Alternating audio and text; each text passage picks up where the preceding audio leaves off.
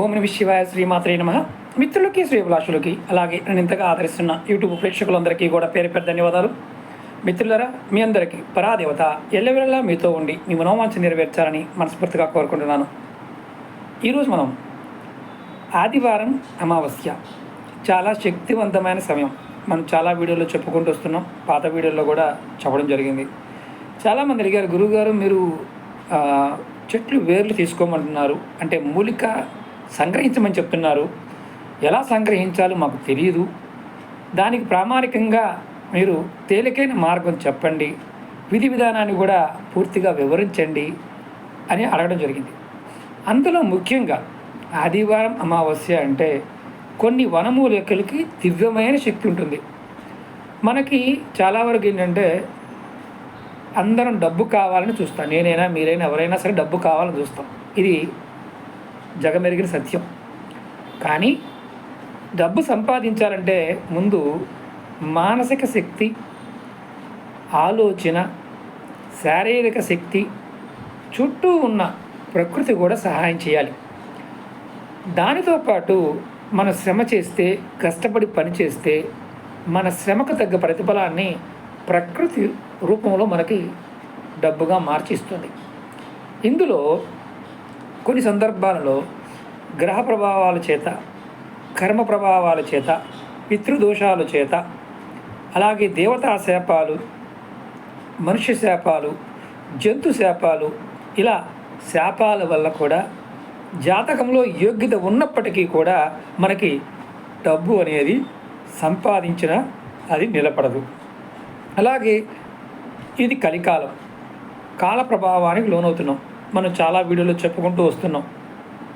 ఇప్పుడు పిశాచి యోగం అంటే శని రాహు యొక్క సంయోగం వల్ల పిశాచి యోగం అనేది ఏర్పడుతుంది.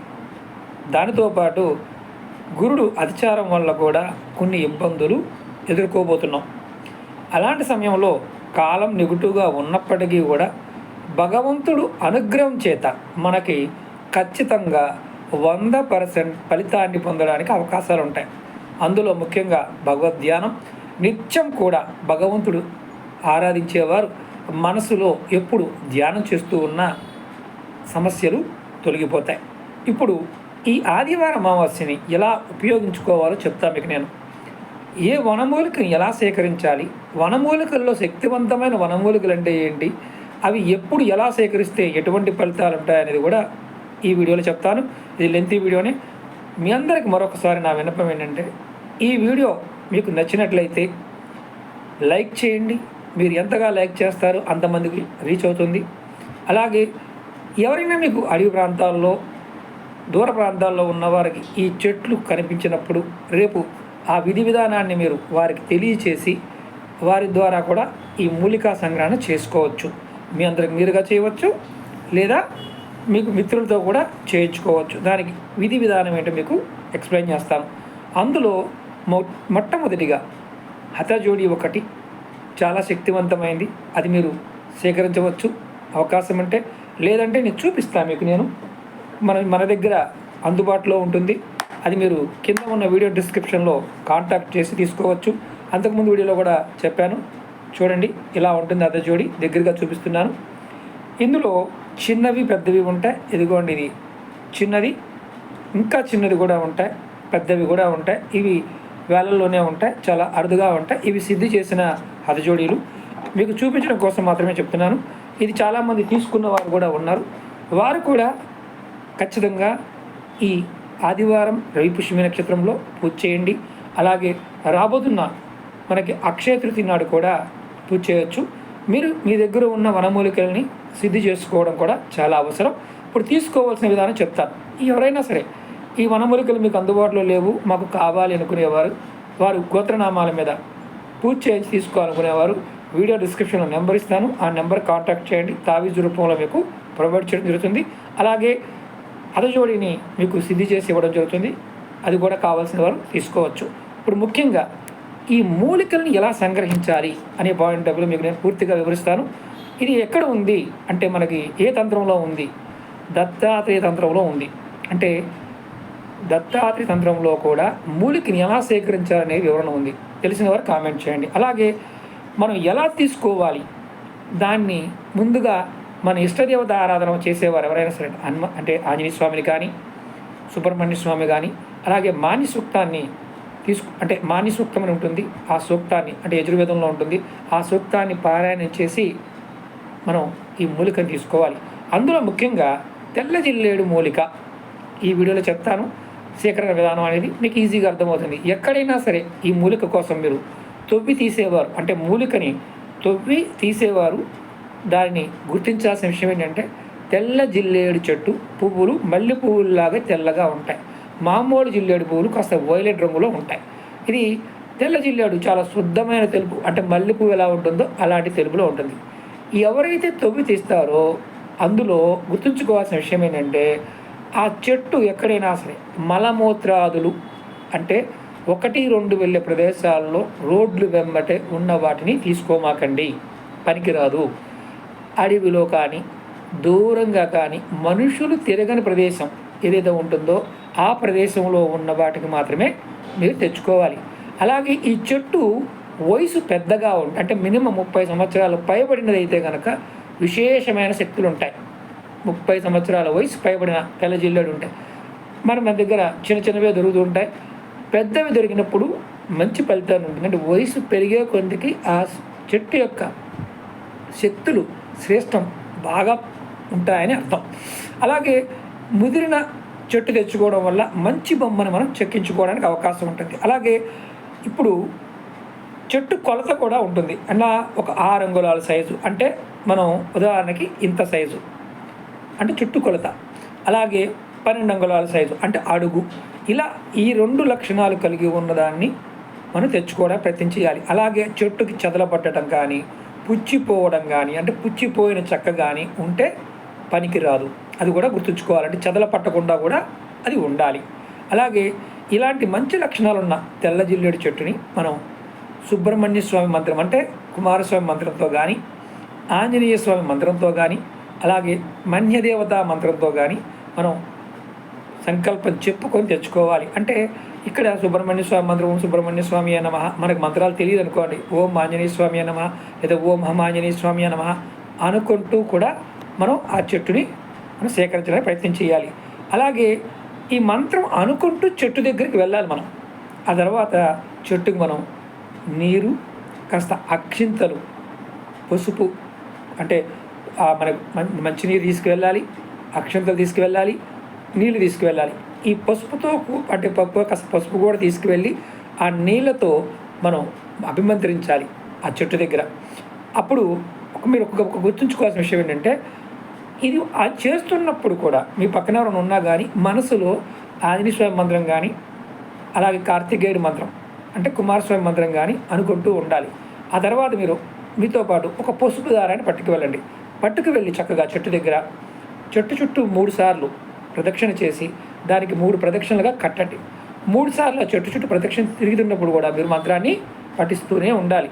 అయితే ఇక్కడ ఒక మంత్రం ఉంటుంది. ఈ మంత్రం ఏంటంటే మనం దెయ్యాలు, భూతాలు, పిశాచులు, రాక్షసులు, పాములు ఇలాంటివన్నీ కూడా తొలగిపోవాలి అంటే చెట్టుని ఆశ్రయించి ఉన్న పాములు కానీ తొండలు కానీ అలాంటి జీవులు కానీ బేతాళాలు కానీ అంటే బేతాళం కానీ భూత పిశాచాలు కానీ రాక్షశక్తులు కానీ ఇలాంటివి చెట్టు మీద ఉంటే ఆ చెట్టు నుండి శివ అగ్ని వల్ల తొలగిపోవాలని మీరు సంకల్పించుకోవాలి.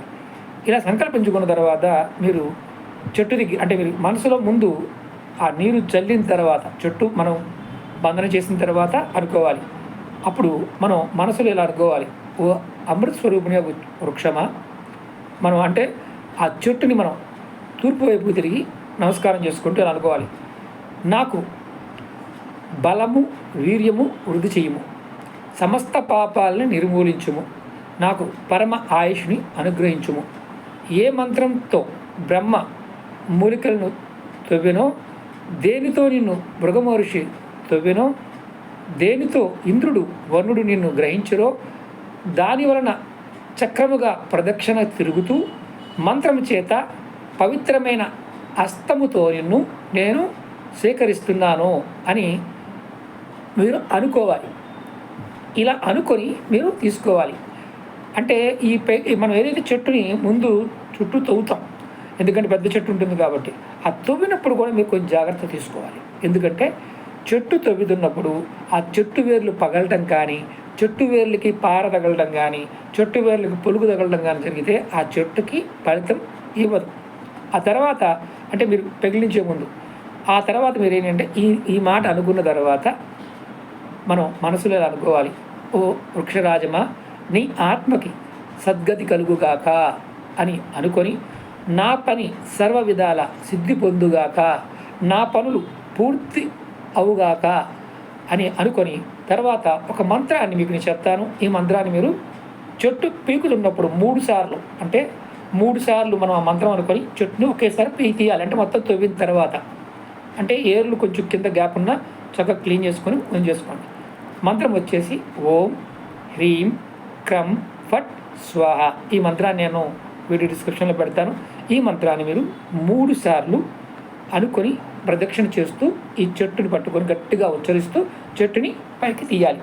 ఇలా చెట్టు వేలుని మీరు కత్తితో నరకడం కానీ, లేదా గొడ్డలతో నరకడం కానీ, గడ్డపారతో పొడవటం కానీ, అంటే లోతుగా ఉంది కదా అని మనం దాన్ని కట్ చేయడం కానీ చేయకూడదు. అలా చేస్తే ఇది పనికిరాదు, అది గుర్తుంచుకోవాలి. అలా మొత్తం పూర్తిగా వేర్లన్నీ జాగ్రత్తగా మనం చేస్తూ తీసే విధంగా వచ్చే విధంగా తీసుకోవాలి. తర్వాత తవ్విన వెంటనే తీసిన ఈ చెట్టుకి మొదలకి శుభ్రంగా కడిగి పసుపు రాసి కుంకుమ బొట్టు పెట్టి 4 దిక్కుల అంటే ఆ చెట్టు పీకిన తర్వాత 4 దిక్కుల కూడా మీరు ఏం చేస్తారంటే సాంబ్రాణి పుల్లలు వెలిగించండి. అలాగే నిమ్మకాయలు తీసుకువెళ్ళండి, మీతో పాటు నిమ్మకాయలు కూడా తీసుకువెళ్ళండి. పసుపు కుంకుమ పెట్టకుండా ఉండాలి, వాటికి ప్లెయిన్గా ఉండాలి. అంటే నిమ్మకాయలకి మీరు సహజంగా ఏంటంటే మనం నిమ్మకాయలు తీసుకెళ్ళి బొట్లు పెడుతుంటాం, అలా కాకుండా ఇది బలి కోసం అన్నమాట. చెట్టుకు బలి ఇవ్వాలి, నిమ్మకాయలు కట్ చేయాలి. ముందుగా చెట్టుని మనం ఒక నిమ్మకాయ కట్ చేసి డిప్పలు కోసిన తర్వాత ఒకటి నిమ్మకాయని మీ తలపై నుంచి వెనకగా చెట్టు మీదకి విసిరాలి. రెండో నిమ్మకాయని అంటే ఒక నిమ్మకాయని 2గా కోయండి. ఒక నిమ్మకాయని 2గా కోయండి. కోసిన తర్వాత ఒకటి మీ తలపై నుండి పైనుంచి వెనకకి చెట్టు పైకి వేయండి. ఇంకొకటి చెట్టు మీదగా, అంటే ఇంకొకటి ఏంటంటే చెట్టు మీద నుంచి ముందుకు విసరండి. మీరు చెట్టుకి అనుకోండి, ఎదురుగా చెట్టు ఉంది, మీరు వెనక్కి తిరిగి చెట్టుపై మీ తల వైపు నుంచి వెనక్కి విసరండి.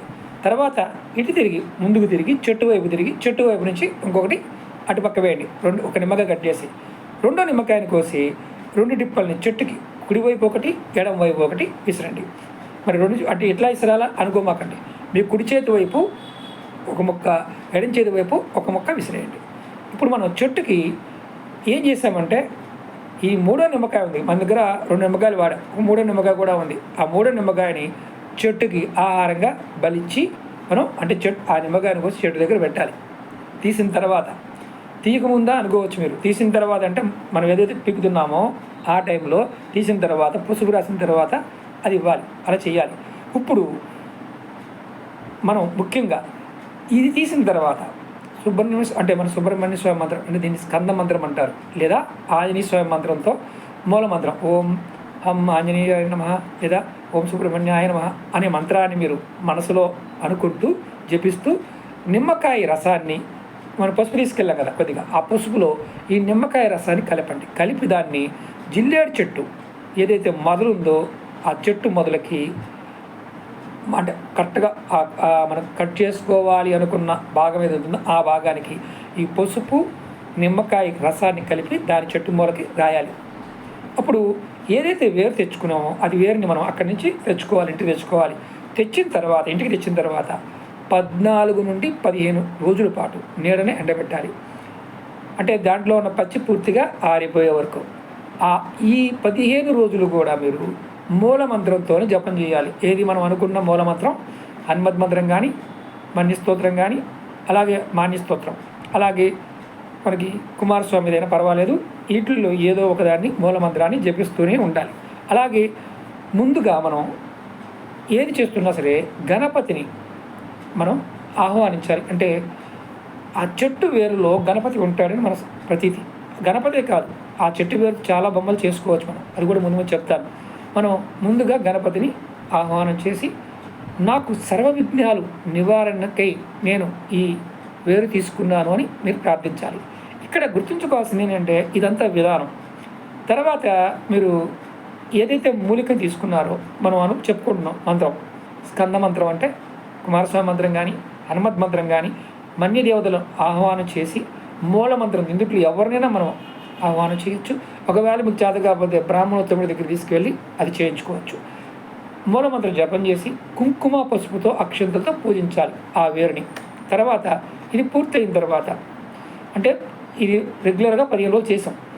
తర్వాత మూలిక కాస్త నీడని ఎండిన తర్వాత దాన్ని ఎవరైనా సరే బొమ్మలు చెక్కే వాళ్ళ దగ్గర తీసుకువెళ్ళాలి. ఆ చెట్టు వేరుని తీసుకువెళ్ళి మన ఇష్టదేవత విగ్రహాన్ని చెక్కించుకోవాలి. ముఖ్యంగా ఇది ఎప్పుడు చేయించుకోవాలి అంటే మంచి నక్షత్రము, శుభయోగము, శుభకరణము ఉన్న సమయంలో ఇది చేయించుకోవాలి. ఇది మరి మాకు ఎలా తెలుసు గురువు గారు అంటే మీరు బ్రాహ్మణోత్తముడితో ఈ ప్రాణప్రతిష్ఠ కూడా చేయించుకోవాలి కాబట్టి బ్రాహ్మణోత్తముడితో మీరు ముందు మాట్లాడుకోండి మీరు చేసుకోగలిగితే. ఇప్పుడు చెట్టు మొత్తం పీకమన్నారు, అది బాగానే ఉంది. ఇప్పుడు ప్రాణప్రతిష్ఠ చేయించుకోమంటున్నారు, అది బాగానే ఉంది. అయితే ఏ దేవతను ఆహ్వానం చేసి మనం చేయాలి అనే పాయింట్ ఆఫ్ వ్యూలో కొన్ని అనుమానాలు ఉంటాయి. మీకు ఏ దేవతనైనా సరే ఆహ్వానం చేయవచ్చు. మీరు చేసిన తర్వాత ఒక పీట పెట్టి పూజాపీట పైన పెట్టించాలి ఈ చెట్టు వేరుని. ఇలా మీరు ఎన్ని రోజులు చేయాలయ్యా? 45 రోజుల నుండి 60 రోజుల వరకు ఈ పూజ చేయాలి.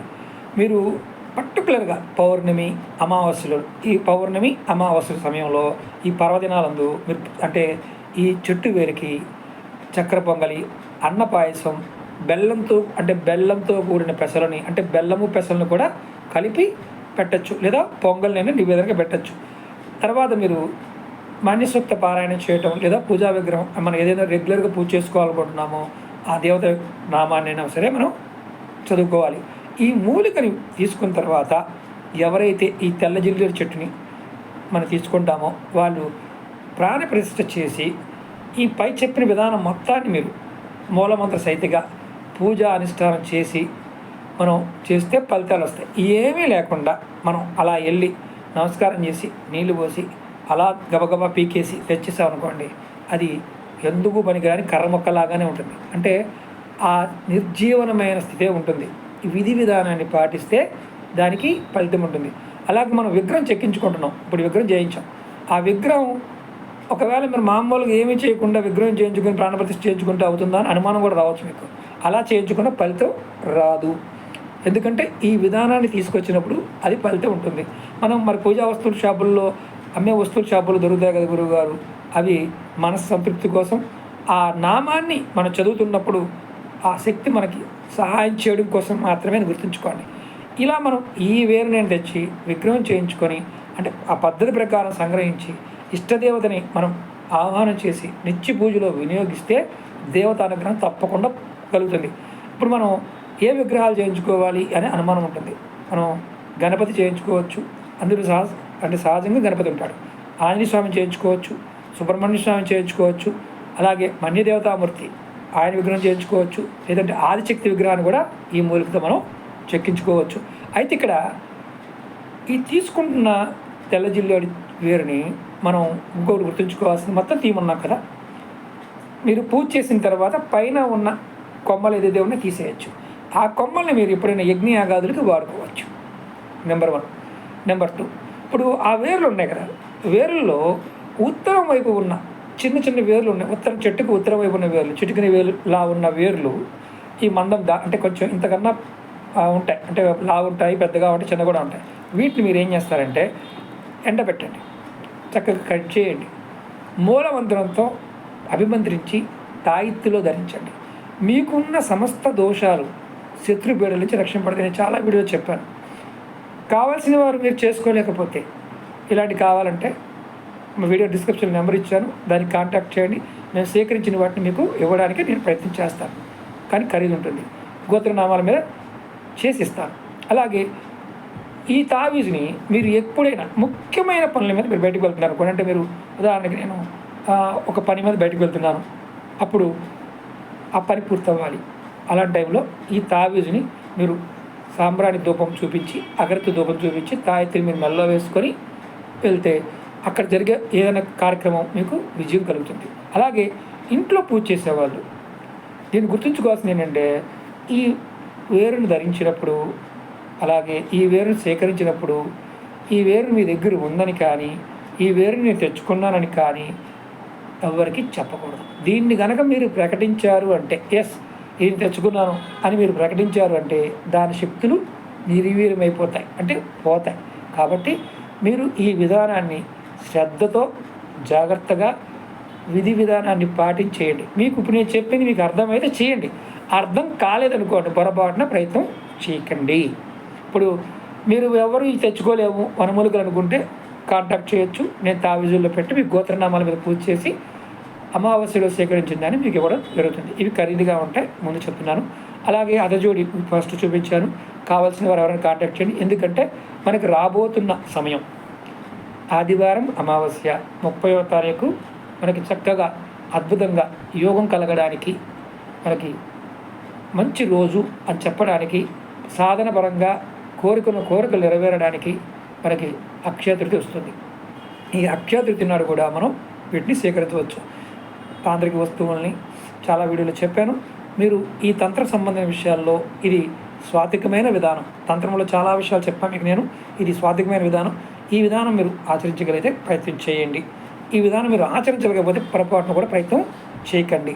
అలా మనం ఎలా పడితే అలా తెచ్చుకుంటే చెప్పాను కదా, అంటే మామూలుగా దెయ్యాలు, భూతాలు, ప్రేతాలు, పిశాచాలు, భైరవులు ఇలాంటి వాళ్ళన్నీ కూడా చెట్ల మీద ఉంటాయి, యక్షిణీ దేవతలు ఉంటాయి. కాబట్టి జాగ్రత్త, అది కూడా గుర్తుంచుకోండి. విధి విధానం పాటిస్తే ఎటువంటి ఇబ్బంది ఉండదు.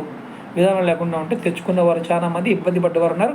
అలా తెలియక తెచ్చుకొని ఇబ్బంది పడ్డవారు ఎవరైనా ఉంటే ఖచ్చితంగా కామెంట్ చేయండి. అలాగే మీకు ఈ వీడియో నచ్చినట్టు లైక్ చేయండి, ఛానల్ సబ్స్క్రైబ్ చేసుకోండి, పక్కనే ఉన్న గంట సింబల్ని యాక్టివేట్ చేసుకోండి. 10 మంది మిత్రులకి ఈ వీడియో షేర్ చేయండి. నెక్స్ట్ మీకు నేను అక్షయ తృతీయ నాడు ఏం చేస్తే విధి విధానం అనేది చెప్తాను. అది కూడా మీరు నెక్స్ట్ వీడియోలో మీకు వస్తుంది. ఓం నమః శివాయ, శ్రీమాత్రే నమః.